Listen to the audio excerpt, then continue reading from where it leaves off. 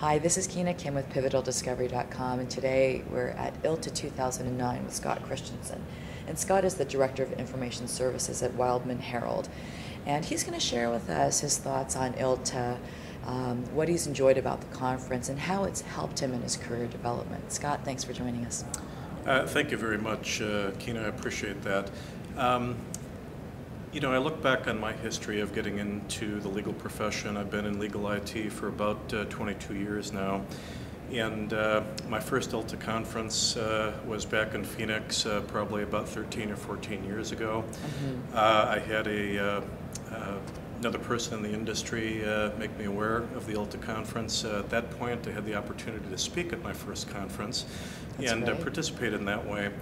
And what I noticed immediately that was very different about the legal IT people, and particularly the ILTA group itself, is that it's a community of networked peer-to-peer individuals that basically use the ILTA community for peer-to-peer networking. And the organization has certainly grown. The conference back then perhaps had, a small number of hundreds of attendees, and now we literally, with our vendor partners, we'll have 2,000 people on property, and it's an amazing event. But its success is really rooted in two things. And the educational content that is put together largely by volunteers is just fantastic, and the value that you get out of going there, it has a value that almost you can't put a monetary count on it. What you get out of that, you could not get anywhere else for anywhere near the price. You find things that you might have to pay many consulting dollars and hours for, mm-hmm. And save yourself the trouble.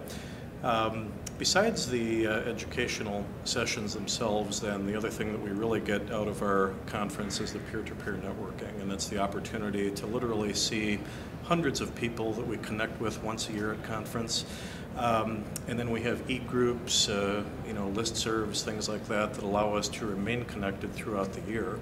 And it is frequent occurrence where we'll walk out of an educational session about a certain topic of interest. We'll walk out with a couple of peers, we'll sit down, have lunch or have breakfast or have a drink or something, and continue the conversation about what we just learned in the educational session.